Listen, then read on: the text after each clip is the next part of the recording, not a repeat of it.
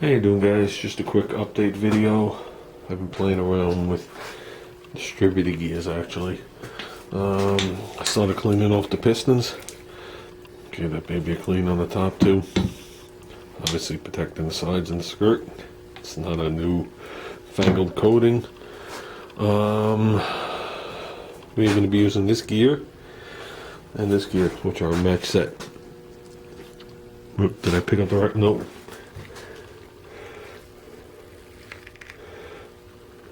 Here.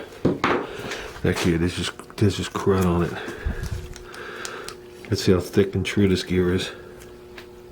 I laid it on here so I wouldn't lose it. This was the bad one. I don't know if you guys could see how much thinner it is. I know there's absolutely no light on it where I'm standing. There you go. You can see how it's worn down to the knife edge. This gear and the other gear are match set. The oil holes are in a different spot. One of these two gears are aftermarket. I don't know which one. Okay guys, let's talk a couple of minutes about timing chains, and I'm going to tell you why we're talking about them. Here's the two styles. Okay, you got a roller and just a standard timing chain, which is just a bunch of links. Okay, this is only a roller if the rollers actually roll. You would assume that they all roll, but you see this one I'm getting it to roll? Yeah, then it's a roller. If not, it's just a chain, like a bicycle chain, like a cheap bicycle chain that they don't roll on. Not like on a really nice motorcycle chain where they roll. Okay, make any sense to you? Good. And you have to make sure that the one you're buying is a true roller, or else it's just a double row timing chain. Okay, here's the reason I'm showing it to you. This was obviously replaced once. I forgot how many miles were on that engine. Okay. Has a little slack in it, but it has more than it should because this part of the cam is smaller than where it belongs in the back, so the gear actually sits on here loose. Okay, I'm just putting them on here to show you the two different types of chains, and I'm going to show you why I'm showing you the two different types of chains. Okay. The gear set that was on here for the distributor, okay, at least the gear on this end is wasted. We know that.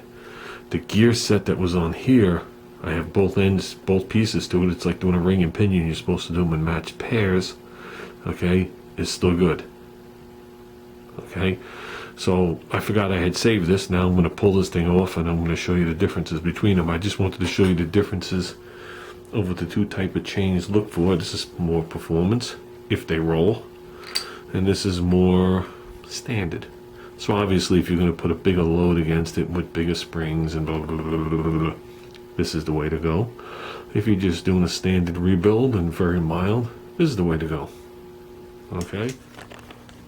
Okay, let's go over the differences of these pretty quick.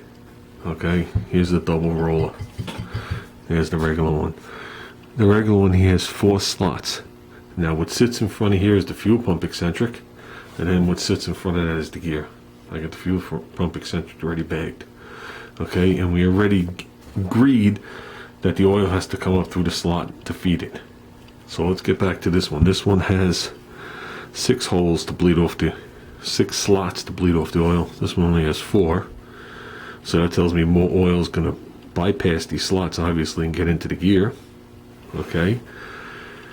On the back, let's get to what the guy did. The guy added these extra slots in this chamfer where we agreed the oil was going to be to push down to get to the gear. So that was 3 more areas for it to bleed off. This one is only mild right at the edge, but it's below. Okay, we agreed the oil comes in right here, goes into this chamfered area, feeds its way down the keyway, feeds its way down the orifice and wherever it could bleed by. Okay. Goes in there, goes through that one hole there, goes through the other hole, works its way through those holes. Those holes are stagnant, it's supposed to lubricate the gear. We agreed on all that. We also agreed that this is bleeding off more oil. So now you got 3 slots in the back that you shouldn't have any. You got 2 additional slots in the front, okay, and they're pretty deep. This one, the back of it does not have that thrust washer. Okay, now some of the brands, I think Rollmaster, instead of a I said brass, instead of a bronze thrust washer, they offer a little Torrington bearing or a roller bearing. Okay, a lot of people use that when the front of the block gets wasted from this gouging into it for years. Okay, because you got to remember, I know Cutworm mentioned this when he was holding up the cam and he said, look, it's only worn on one side, is that okay? If you look at the lobe of the cam going up like this and then you turn it to the side, forget about the top peak. Anywhere on the sides, the base and whatever, that's cut on an angle. Okay, when it gets to the top, it's cut flat, but anywhere else it's cut on a taper. And you times that on your cam is 4 times, on this one it's 16. 16 times what the lift is pushing against it, the cam's going to walk in one direction, and this is going to be pushed up against the block. And that's what holds the cam in there. That's why when you put a roller cam in there, you need roller cam, but roll lifters, you need something to keep this from walking. So some people will put a button in the front. Some manufacturers have an actual plate that bolts in, but whatever it is, you have to do something, or this thing will just walk back and forth and cause all kinds of havoc. So back to this here, they have a pretty nice slot. Okay, we saw the size of the hole in the cam, so that's as big as the hole in the cam as opposed to this one, which is much smaller. Okay, so we're going to get more oil in there. We don't have as big of a chamfer, okay, but we have a much deeper slot to get the oil into it. Okay, now there's the keyway side. There's the keyway side. Here's the other side, that trough that feeds the oil. There you go. It's not restricted like this one is. So this thing has too many things going against it, and in my opinion, do you want to know if the tricks worked? This gear was good, this gear was smoked. So I think that pretty much answers our questions on what we're gonna do when we put this back together. Are we gonna cut into these? No. Are we gonna make sure that hole's opened up? Yes. Are we gonna make sure that this is wide enough? Yes. I know some aftermarket cams I've read where that hole in the front is too small and people open it up bigger to, I guess, what that one would be. I do have a stock cam to make a lot of comparisons on. I want to make sure that's all, the hole is right and the hole's in the right place. I've heard where manufacturers just drill it where they want to drill it and it can land over here. So you have to make sure that the hole lines up with this, which is easily done. You could just bolt the two together and shine a flashlight down there and see if it comes out.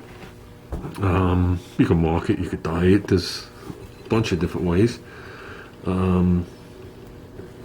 This one here actually looks like part of it's cast and then part of it's machined, which is weird, like it was widened. Okay, like it started out there and somebody said no and made it wider to there. The center of this to the center of this is exactly a ½ inch. Same center this to center to this. I did check that. I was checking a bunch of things. I was just curious.